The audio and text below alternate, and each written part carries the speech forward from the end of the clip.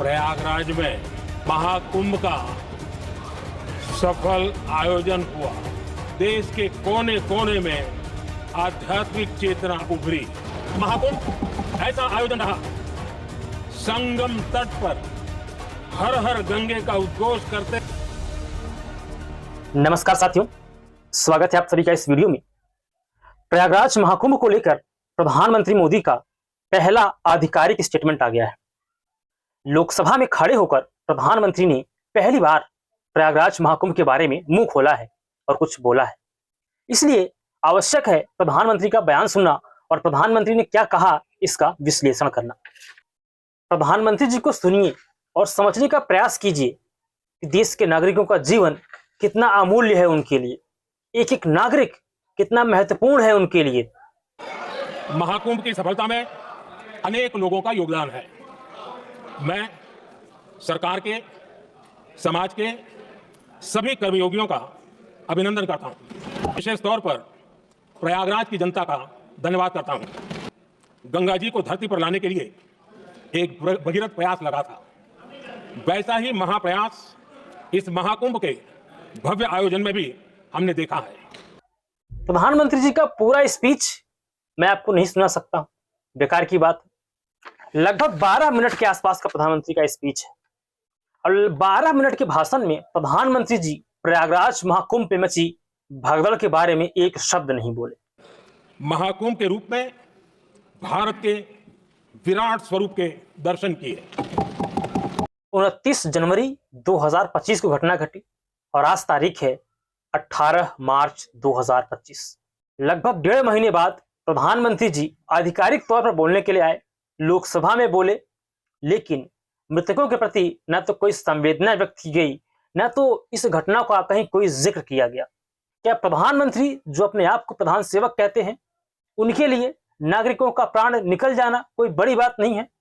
क्या प्रयागराज महाकुंभ में जो लोग मारे गए उनके जीवन का कोई मूल्य नहीं था? क्या वो हिंदू नहीं थे? क्या वो श्रद्धालु नहीं थे? क्या वो मरने के बाद वहां आए थे? क्या वहां मरने के लिए ही आए थे? इसका कोई जिक्र प्रधानमंत्री के भाषण में कहीं भी नहीं मिलता है। प्रधानमंत्री जी अपने भाषण में क्या क्या कहते हैं, कुछ पॉइंट्स को मैंने नोट डाउन किया हुआ है और मैं आपको बताना चाहता हूं। मैंने इसको लिखा हुआ है। भारत के सामर्थ्य को कुछ लोग आशंकित नजरों से देख रहे थे और महाकुंभ ने उसका उत्तर दे दिया। यह प्रधानमंत्री का जवाब है। और क्या कहा उन्होंने? जनता ही जनार्दन है। यदि जनता ही जनार्दन होती प्रधानमंत्री जी, तो आप वहां नहीं थे जहां बैठे हुए हैं। ये जनता जनार्दन के संकल्पों के लिए, जनता जनार्दन की श्रद्धा से प्रेरित महाकुंभ था। जनता जनार्दन नहीं है सर। यदि भारत की जनता वाकई जनार्दन होती तो महाकुंभ में मरने के लिए तो नहीं आती, वो महाकुंभ में अपने प्राण गंवाने के लिए नहीं जाते। प्रधानमंत्री जी ने और क्या कहा? छोटे बड़ों का भेद मिट गया, महाकुंभ में सब एक हैं, सब एक समान हैं। ये सबसे बड़ा फरेब है, सबसे बड़ा झूठ है जो लोकसभा में खड़े होकर देश के प्रधानमंत्री ने बोला है। महाकुंभ में जितना भेदभाव इस बार नागरिकों के साथ किया गया, इतना शायद ही पहले कभी किया गया हो। हर जगह वीआईपी रूट, हर जगह वीआईपी ट्रीटमेंट। और ये जो भगदड़ मची थी ना, उसकी मूल वजह भी यही थी। जो प्रचार किया गया शासन के माध्यम से, बड़ी शानदार व्यवस्था है और उसी की चाहत में लोग आए और मारे गए। अध्यक्ष जी, हमने करीब 1.5 महीने तक भारत में महाकुंभ का उत्साह देखा, उमंग को अनुभव किया। जब लाशें बिछी हों तब उत्साह और उमंग का अनुभव कैसे हो सकता है? कोई इंसान लाशों को सामने देखकर उत्साह और उमंग का अनुभव कैसे कर सकता है? किसी के परिवार में, किसी के रिश्तेदारों में कभी किसी की मृत्यु हो जाती है, क्या ये उत्साह का विषय होता है? क्या ये उमंग का विषय होता है?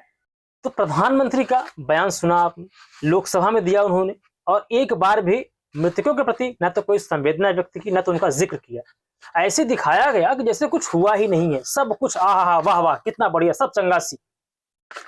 3 फरवरी 1954 को जब इलाहाबाद महाकुंभ में भगदड़ मची, तो जवाहरलाल नेहरू को उसके लिए जिम्मेदार ठहराया जाता है। नेहरू वहां गए और नेहरू की वजह से भगदड़ मच गई, लोग उनको देखने के लिए आ गए थे, जो भी रहा वजह। लेकिन उसके बाद नेहरू ने किया क्या, ये जानना बेहद आवश्यक है। 15 फरवरी 1954 को जवाहरलाल जी ने राज्यसभा में कहा कि मैंने अपने जीवन में कभी भी इतनी बड़ी भीड़ नहीं देखी थी। मैं भारत में, विदेशों में भी कई बार गया हूं, कई रैलियां किया हूं, लेकिन इतना बड़ा जनसमूह पहले कभी नहीं देखा। नदी के दोनों तरफ लगभग 40 लाख के आसपास लोग थे और जो घटना घटी वो एक त्रासदी थी, वो एक राष्ट्रीय आपदा थी। ये प्रधानमंत्री का स्टेटमेंट है और इस बयान के बाद जवाहरलाल जी ने राज्यसभा में 2 मिनट का मौन रखा। पूरा सदन उनके साथ खड़ा हो गया और सब ने उन मृतकों को श्रद्धांजलि दी जो प्रयागराज महाकुंभ 1954 में मारे गए थे। जवाहरलाल जी ने 1954 की घटना के बाद एक सबक लिया और सबसे कहा कि जब भी ऐसा कहीं भी आयोजन हो, किसी भी वीवीआईपी को ऐसे जगहों पर नहीं जाना चाहिए, इससे अव्यवस्था फैलती है। ये उन्होंने सबक लिया, उन्होंने खुले मन से स्वीकार किया। लेकिन ये बड़प्पन हमारे आज के प्रधानमंत्री में नहीं दिखता है। ये अपनी नाकामियों को स्वीकारते ही नहीं है। नेता वही है जो अपनी नाकामियों की भी बात करे और अपनी सफलता की भी बात करे। कितने लोग मारे गए, कितने लोग लापता हुए, इस बारे में कोई बात नहीं करना चाहते हैं। कुछ दिन पहले मैंने कहा था कि 800 से ज्यादा लोग अभी भी प्रयागराज महाकुंभ से लापता हैं। ये लोग कहां गए? क्या ये लोग भूमिगत हो गए हैं? जब इतनी सारे टेक्नोलॉजीज हैं, एआई कैमरे लगाए गए थे, सब कुछ तो था ना, तो फिर ये 800 से अधिक लोग कहां गायब हो गए? मौजूदा प्रधानमंत्री जी अपनी जिम्मेदारियों से, अपने उत्तरदायित्व से कितना भागते हैं, कितना बचते हैं, यदि यह जानना है तो इसको ऐसे समझिए कि जब जब देश पर कोई आपदा आई, जब जब देश को उम्मीद थी, आवश्यकता थी एक मजबूत नेतृत्व की, प्रधानमंत्री जी चुप्पी साध गए। चाइना ने इंक्रोचमेंट किया, गलवान में हमारे जवानों को मारा, प्रधानमंत्री खामोश रहे। दूर मत जाइए, मणिपुर, अभी भी वहां पर हालत खराब है। मणिपुर में प्रधानमंत्री जी एक शब्द नहीं बोलते हैं। और एग्जांपल बताऊं, ये डोनाल्ड ट्रंप भारतीयों को इतना अपमानित करके, प्रताड़ित करके, बेड़ियां लगा के वहां से भेज रहा है और खुले मंच से कहता है कि हमने भारत को एक्सपोज कर दिया है, हमने भारत के नकाब को उतार दिया है, और प्रधानमंत्री उसे अपना दोस्त कहते हैं।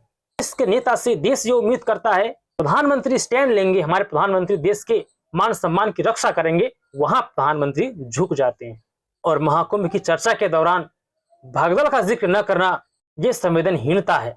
इसलिए प्रयागराज महाकुंभ की चर्चा आने वाले समय में जब जब होगी, तब तब भगदड़ की चर्चा अवश्य होगी। जो नागरिक वहां मारे गए उनकी चर्चा अवश्य होगी। प्रधानमंत्री जी कम से कम सूची तो जारी करवा देते कि कितने लोग मारे गए। और फिर आप कहते हैं सब कुछ सफलतापूर्वक संपन्न हो गया। ये सफलता नहीं, आपकी जीती जागती नाकामी है जो अनंत काल तक आपका पीछा करती रहेगी।